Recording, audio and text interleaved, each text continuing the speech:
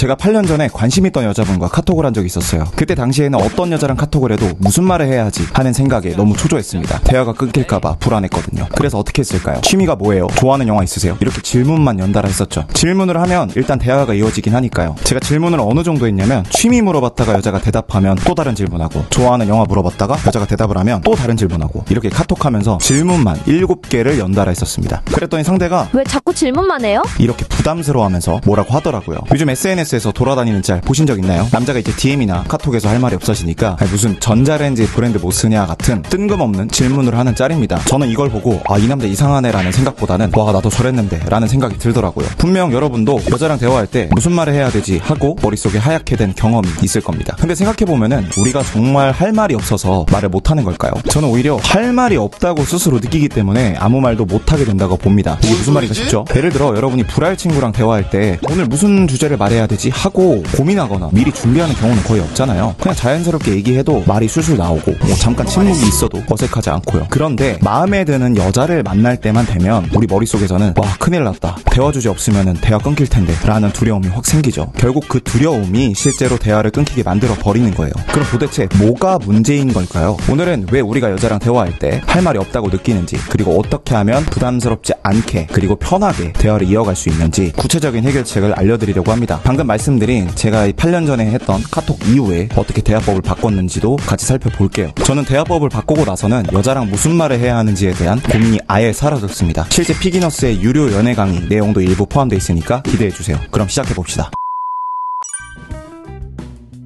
문제를 해결하려면 어떻게 해야 할까요? 바로 문제가 뭔지 정확히 알아야 합니다. 저는 목 디스크 때문에 목이 아프다든지 다이어트를 한다든지 할 때 단순히 목이 아프다, 다이어트를 해야 한다 이렇게 대충 문제를 정해버리면 절대로 문제 해결을 못하더라고요. 문제를 제대로 정의하지 않으면 형편없는 해결책밖에 나오지 않기 때문이에요. 문제를 제대로 정의하지 않는 건 그냥 문제가 있든 말든 그대로 살겠다는 거랑 똑같아요. 달리기가 느린 사람한테 발을 빨리 움직여서 빨리 달리면 된다는 해결책을 주는 거랑 똑같습니다. 그걸 몰라서 달리기가 느린 게 아니죠. 그러면 여자 앞에서 긴장해서 말을 못한다는 단순한 정의가 아니라 남자들이 여자 앞에서 어버버거리는 문제에 구체적인 정의를 해볼게요. 우리가 낯선 여자 앞에서 긴장을 하는 게 도대체 어떤 것 때문일까요? 바로 본능입니다. 여러분, 본능이라는 게 뭔지 아시죠? 우리가 잘 살 수 있게 유전자에 각인된 것들을 말합니다. 근데 이상한 게 있어요. 본능은 우리가 자동으로 숨을 쉬게 해주고 심장을 뛰게 해주는 것처럼 우리가 살아가는데, 번식하는데 도움이 돼야 합니다. 근데 분명 여자랑 대화를 잘하고 이런 것들이 번식에 도움이 됐을 텐데 왜 우리는 처음 본 여자 앞에서 어버버거릴까요? 우리는 여자를 만나려면 이 능력이 필요한데 왜 이따구로 진화해서 짜증나게 만드는 걸까요? 여기에도 이유가 있습니다. 바로 원시 시대 때에는 낯선 여자를 만날 일이 거의 없었다는 거예요. 원시 시대 때에는 100명에서 150명 정도 되는 집단 안에서 그냥 평생 살았습니다. 지금보다 인구 밀도도 낮고 인구 자체도 훨씬 적었기 때문에 서울 같은 넓은 땅에 수백 명밖에 안 살았던 경우도 있어요. 그때는 자동차도 없으니까 걸어다니면서 반경 몇 킬로, 몇십 킬로 정도만 돌아다니는 게 평생의 끝입니다. 만날 일이 거의 없죠. 처음 뵙겠습니다 라는 말을 할 일이 없는 거예요. 결혼을 할 때도 대부분 무리 안에서 원래부터 안면이 있던 상태에서 결혼을 하는 겁니다. 부모님들끼리 주선을 했단 말이죠. 그래서 처음 본 여자 앞에서 어버버거리고 대화를 못하는 건 당연합니다. 진화는 굉장히 천천히 되기 때문에 처음 본 여성과 대화를 자동으로 편하게 해주는 프로그램이 아직 업데이트가 안 됐어요. 지금 환경은 윈도우 11인데 컴퓨터는 80년대 컴퓨터인 거죠. 인류가 등장하고 진화했던 280만 년 동안 낯선 여자를 만나는 상황이 1, 2만 년 정도밖에 안 됐으니까 0.5%도 안 되죠. 1%도 안 됩니다. 그래서 낯선 사람을 보면 뭐야, 어떻게 해야지? 라는 비상벨이 울리는 게 당연한 거예요. 이거는 번지 점프할 때 온몸이 떨리는 것과 같은 본능적인 반응입니다. 어쩔 수가 없어요. 아무리 우리가 번지 점프가 안전하다는 걸 알면서도 무서운 건 당연하죠. 여자랑 대화할 때도 별일이 아닌 걸 알면서도 본능은 이게 위험한 건 줄 알기 때문에 긴장이 됩니다. 이렇게 원인을 제대로 알았으니까 이 원인을 바탕으로 해결해 봅시다. 쉽게 말해서 긴장만 잡으면 되는데 그러면 다 해결돼요. 그래서 풀패키지 강의에서도 이 긴장을 과학적으로 잡는 법만 수십 가지 알려드리고 있는 거예요. 왜냐하면 단순히 긴장하지 말라는 말은 너무 무책임하고 실제로 긴장이 풀리는 방법이 이미 신경과학 쪽 심리학 실험에서 증명된 방법이 있거든요. 그런 것들을 배우셔야 여러분에게 실제로 도움이 되는 거지 단순히 그럴듯한 말로는 위로는 될지 몰라도 아무 도움이 안 됩니다.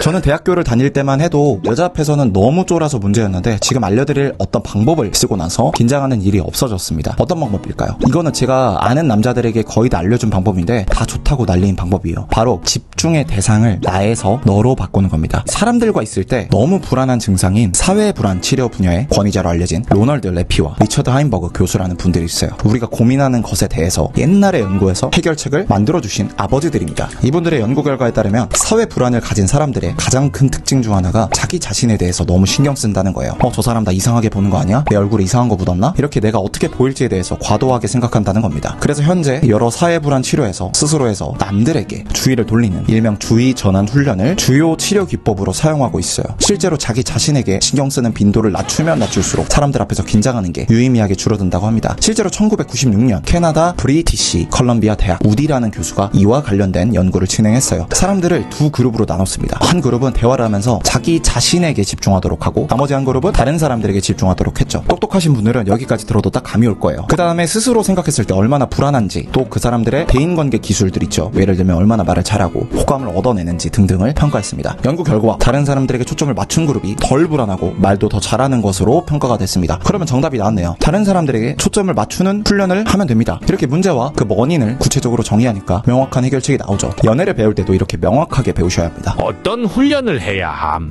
실제 사회불안 치료를 위해 사용되는 주의 전환 훈련들 딱 두 가지만 소개해 드릴게요. 다 똑똑한 교수님들, 박사님들이 효과가 있다고 밝힌 것들이에요. 첫 번째로 주의 전환 체크리스트를 활용하는 겁니다. 무슨 체크리스트임? 체크리스트라고 해서 종이랑 펜을 막 갖고 다니라 이런 게 아니라 머릿속에 넣어두면 됩니다. 예를 들면은 낯선 사람들과 대화를 시작하기 전에 이번에 표정하고 눈빛하고 말 내용을 관찰해야겠다 이런 목표를 가지시면 돼요. 지금 상대가 웃고 있나? 찡그리나? 시선을 어디로 두나? 상대가 어떤 주제를 특히 길게 말하나? 이런 것들을 관찰하겠다고 마음을 먹고 대화를 하는 겁니다. 불안이 올라오거나 자꾸 내가 어떻게 보이지 생각이 들 때마다 체크리스트 하고 떠올리고 해당 항목을 관찰하면 돼요. 이렇게 관찰하는 걸 진짜 딱 한 번만 해보세요. 내가 왜 그렇게 그동안 긴장했었나? 이렇게 쉬운 방법이 있었는데 라는 생각을 하게 될지도 모릅니다. 주의 전환 기법 두 번째로 외부에 집중하는 겁니다. 이거는 진짜 요긴하게 써먹을 수 있어요. 살면서 남들 앞에서 발표할 일이 가끔 있죠. 그때도 써먹을 수 있습니다. 예를 들어서 PPT 같은 걸로 발표를 한다고 치면 슬라이드 내용에 집중을 하는 거예요. 이런 내용이구나 하면서 글자들을 보는 거죠. 밥을 먹는 중이면 음식의 맛이나 냄새에 집중하는 방법도 있습니다. 방금 말씀드린 두 가지 훈련법 뿐만 아니라 더 많고 더 자세한 훈련법이 궁금하신 분들은 제가 풀패키지 강의에 긴장을 해소하는 과학적인 방법과 마인드 세팅을 수십 가지 넣어놨으니까 댓글 링크로 들어가서 소개글 한번 구경해보세요.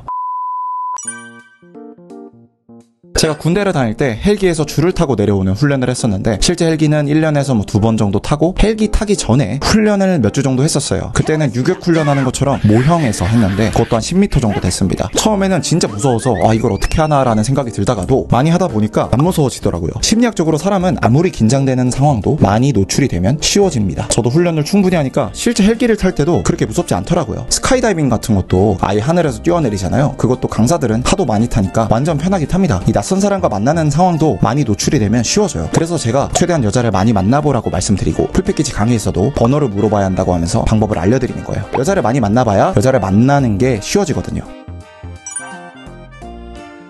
사실 여러분이 여자랑 대화할 때 그렇게 잘할 필요가 없습니다. 이거는 여러분 실수해도 괜찮습니다 라는 따뜻한 말을 하려고 한 게 아니에요. 저는 위로가 되기보다는 도움되는 말을 좋아하는 사람입니다. 이 말을 하는 건 한국 사람들이 너무 실수에 대해서 관대하지 못해서 말씀드리는 거예요. 적당히 무난하게 대화를 해도 여자친구 충분히 사귈 수 있거든요. 근데 괜히 실패해서는 안 된다는 생각 때문에 적당히 잘할 수 있는 남자분들이 괜히 긴장을 더해서 망치는 경우를 많이 봤습니다. 앞에서도 말씀드렸듯이 문제를 정확하게 정의해야 여러분이 그 문제를 확실하게 해결할 수 있다고 했죠. 우리는 도대체 왜 긴장을 할까요? 그 원인 중 하나가 바로 한국에서 태어났기 때문이에요. 흔한 헬조선 타령임. 아니요, 한국 사회 특유의 극단적인 사고, 이분법적 사고 때문이라는 겁니다. 여러분 드라마 같은 걸 보면은 등장인물이 우리 편, 상대편, 착한 사람, 나쁜 사람 이렇게 이분법적으로 나눠져 있습니다. 중간이 없어요. 적당히 착하거나 적당히 나쁜 사람은 없습니다. 우리는 여자랑 대화할 때도 잘한 대화랑 실패한 대화로만 나눠요. 그러다 보니 성공해야 된다는 강박, 실패하면 안 된다는 불안만 있지 적당히 잘해도 된다는 유연한 마인드가 부족합니다. 어떻게 생각을 바꿔야 함? 엉덩방아 효과라는 것에 대해서 이해하면 좋을 것 같아요. 엉덩방아 같은 작은 실수나 허점이 오히려 그 사람을 인간적으로 보이게 만들어서 호감을 올린다는 이론입니다. 연예인들 중에서도 완벽해 보이는 사람도 있지만 오히려 허당끼가 있는 사람들이 더 인기가 있는 경우가 많죠. 송진경 님이나 기안팔사 같은 분들이요. 가수들 무대 중에서도 이제 넘어지거나 가사 실수한 장면들이 쇼츠 같은 걸로 바이럴되면서 그 가수의 인기가 더 많아지는 경우가 있습니다. 저 같은 경우도 말을 더듬거나 실수를 했을 때 여기 에어컨을 세게 틀어서 말이 꼬이네요 라면서 넘어가거든요. 실수를 하면 당황할 필요가 없어요. 그냥 인정하고 넘어가면 됩니다. 실수는 그냥 귀엽게 넘어가면 된다는 마인드를 가지시면 훨씬 편해지면서 오히려 더 실수를 안 하게 될 거예요. 긴장을 하면 실제로 언어 능력이 감소하게 됩니다. 하지만 이런 안정장치가 있다고 여기면 긴장을 덜 하고 언어 능력이 올라가게 될 거예요. 저도 20대 초반까지 너무 짜증나는 생각이 든 적이 있어요. 조금이라도 호감이 가는 여자가 생기면 머릿속에 온통 이 여자를 놓치면 안 된다는 생각으로 가득 차버리는 거예요. 이 기회를 놓치면은 평생 연애를 못 할 것 같은, 지금 생각하면 너무 바보 같은 강박이 생겨버린 거죠. 여자 앞에서 긴장하는 남자들이 대부분 가진 공통점이기도 합니다. 시야가 너무 단기적으로 변하는 거죠. 주식이나 코인 투자도 망하는 사람들을 보면은 공통점이 있어요. 이 기회가 마지막이라고 생각해서 무리한 투자를 한다는 거죠. 사실 시간이 지나고 보면 그런 것도 아닌데 말이죠. 왜 그런 생각을 하게 되는 거임? 제가 심리학 책들을 좀 찾아보다가 깨달은 게 있어요. 인간의 뇌는 미래의 가치보다 지금 당장의 만족을 훨씬 중요하게 받아들인다고 합니다. 이 현상을 하이퍼볼릭 디스카운팅이라고 부르더라고요. 지금 당장 10만원 vs 한 달 뒤 15만원. 이 선택지에서 대부분의 사람들이 15만원이 이득인 걸 머리로는 알아도 결국 당장 10만원을 택한다는 겁니다. 저 역시 이 개념 그대로였어요. 미래에 더 큰 걸 얻을 수도 있는데 눈앞에서 뭔가 기회가 보이면은 빨리 잡으려고 하다 보니까 매번 조급해지고 당장 결과가 나와야 된다고 생각하니까 무리수를 두는 거예요. 그게 무엇이든 한순간 번쩍거리는 유혹에 휩쓸려서 지금의 감정만으로 결정해버리면 미래에 덩달아 따라올 리스크를 전혀 예상하지 못합니다. 그리고 이게 마지막 기회라는 생각은 거의 착각이더라고요. 시간이 지나 보면 삶에는 크고 작은 기회가 반복해서 나타납니다. 그럼 어떻게 하면 좋을까요? 저도 아직 완벽하지는 않는데 그래도 효과를 봤던 방법이 두 가지 있습니다. 첫 번째는 시야 전환 질문 기법입니다. 이 결정을 그대로 했을 때 한 달 뒤 나는 어떻게 느낄까? 1년 뒤 그리고 5년 뒤에는 이런 질문을 해보는 거예요. 지금 내 마음이 너무 불안이나 조급함에 휘둘린 건 아닌지 살짝 발을 빼서 미래의 나로 돌아보게 만드는 질문이에요. 어떤 문제가 생기면은 한 달 뒤를 떠올리는 것만으로도 훨씬 냉정해질 수 있습니다. 두 번째는 실패를 가져가는 겁니다. 이미 실패했다고 미리 생각해 보는 거예요. 실패했다는 생각만으로도 별일 안 생기네 라는 생각이 들면서 마음이 편해져요. 그러다 보면 자연스럽게 장기적인 시야가 열리고 의사결정도 훨씬 신중해집니다. 결국 제 경우에는 연애든 투자든 내 삶 전체를 길게 보고 선택해야 한다는 생각을 하게 됐습니다. 지금 당장의 선택이 한 달 뒤, 1년 뒤, 그리고 5년 뒤까지 어떤 영향을 줄지 질문하는 습관이 생기니까 전에는 놓쳤던 더 중요한 기회가 눈에 들어오기 시작했거든요. 저도 아직 가끔 조급해질 때가 있어요. 또 이 사람이 아니면 안 돼. 이번 투자를 안 하면 나 뒤처져. 이런 마음이 올라올 때가 있죠. 그럴 때마다 이 두 가지 질문 기법을 꼭 해봅니다. 그러면 지금을 바로 고쳐잡거나 때론 아예 다른 길을 택하게 되더라고요. 여러분들도 혹시 저처럼 단기적인 시야에 자꾸 발목 잡히는 경험을 해보셨다면 두 가지 질문과 가정법을 꼭 시도해보셨으면 좋겠어요. 처음에는 막연해 보여도 이런 작은 질문이 나중에는 큰 차이를 만들어주더라고요.